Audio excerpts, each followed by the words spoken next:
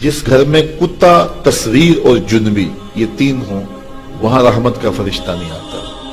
کتا ہو، کسی کو غسل کی حاجت ہو اور اس کے باوجود وہ غسل نہ کرے، جنبی، اور تیسرا جو ہے وہ تصویر، جہاں یہ ہوں میرے حضور نے فرمایا وہاں رحمت کا فرشتہ نہیں آتا۔ تو بعض گھروں کے اندر قد آدم کے برابر تصویریں لگی ہوئی ہوتی ہیں، تو ظاہر رحمت کا فرشتہ تو وہاں نہیں آئے گا۔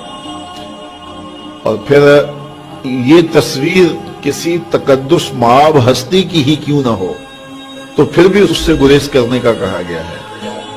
اور آج ہمارے گھروں کے اندر سکرین کے اوپر جو تصویریں چل رہی ہوتی ہیں اور جو مختلف چینلز کے اوپر چل رہا ہوتا ہے، تو پھر ہم کہتے ہیں کہ پتہ نہیں برکت کہاں اڑ گئی، میاں رحمت کے فرشتے تمہارے گھر میں کبھی آئے نہیں، تو پھر برکت کہاں سے آئی؟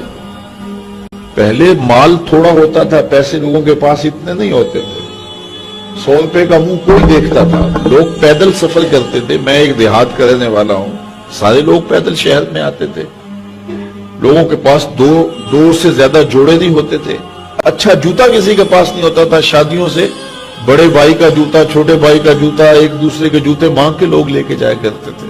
سکول کے بچوں کے پاس بہت ساری مائیں تو کچھ کھانے کے لیے دے دیتی تھی کہ یہ دوپہر کو کھا لینا، اور خرچی بھی بڑی معمولی سے ملتی تھی۔ اور آج ہر بچہ 200-300 روپے کا بیلنس روز جو ہے وہ موبائل پہ خرچ کرتا ہے، موٹر سائیکل کا جو ہے وہ تیل الگ خرچ کرتا ہے، اور جو اس کی جیبیں بھری ہوئی ہوتی ہیں، اور اتنا کچھ ہونے کے باوجود برکت نہیں ہے۔ برکت جو ہے وہ پیسوں سے نہیں آتی، جب رحمت کے فرشتے آتے ہیں برکتیں لے کے آتے ہیں۔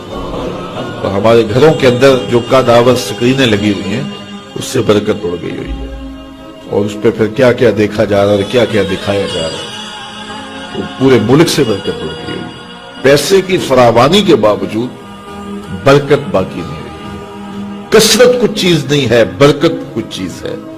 تو اللہ سے کثرت کی بجائے برکت مانگو۔ جب برکت مانگو گے تو تھوڑے میں بھی اللہ تمہیں وہ سکون اور طمانینت قلب عطا کر دے گا جو زیادہ والوں کو بھی نصیب نہیں ہوتا۔ تو اصل مقصود تو طمانینت ہے۔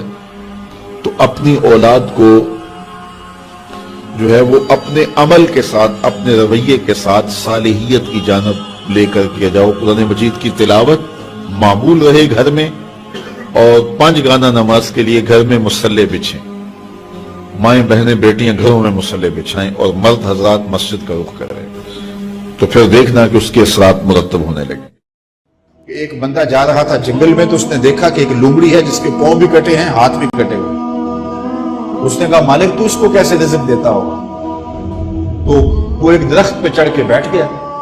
ایک شیر آیا، اس نے شکار کیا اور کچھ کھایا اور باقی بس خوردہ چھوڑ کے چلا گیا۔ یہ رینگتی ہوئی آگے بڑھی اور وہ جو بچہ کھچا تھا اس نے وہ کھا لیا۔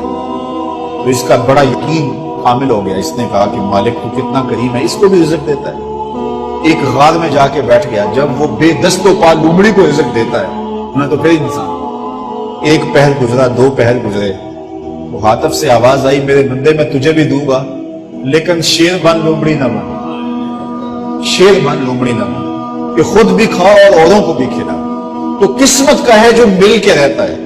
اب کوئی شیر بن کے لے لے یا لومڑی بن کے لے لے، حرام ذریعہ اختیار کر لے یا حلال ذریعہ اختیار کر لے، اب یہ ہمیں اس نے اختیار دیا ہے۔ فَلَنُحْيِيَنَّهُ حَيَاتًا طَيِّبَةً، اللہ فرماتا ہے کہ جو میرا ہو جائے پھر میں ستھری زندگی دے دیتا ہوں، میں پاکیزہ زندگی دے دیتا ہوں، میں نورانی زندگی عطا کر دیتا ہوں۔ تو یقیناً جو اس کے ہو جائیں پھر اللہ اس کا ہو جاتا ہے۔ فَلَنُحْيِيَنَّهُ حَيَاتًا طَيِّبَةً کا روپ چڑھتا ہے ان کے چہرے کے اوپر۔ زندہ ہوتے ہیں تو خوبصورت زندگی گزارتے ہیں، اور جب اس دنیا سے جاتے ہیں تو پھر بھی خوبصورت زندگی گزارتے ہیں۔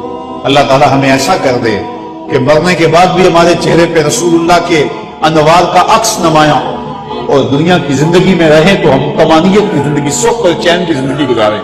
صبح سے لے کر شام تک ٹینشن، مصیبت، پریشانیاں، کیا ضرورت ہے اتنا کچھ لینے کے لیے؟ درود پڑھتے جاؤ، زندگی گزارتے جاؤ، زندگی سوچی گزارو، زندگی اوکھی نہ گزارو۔ جو اللہ نے دے دیا اس پہ راضی ہو جاؤ، بس ٹھیک ہے۔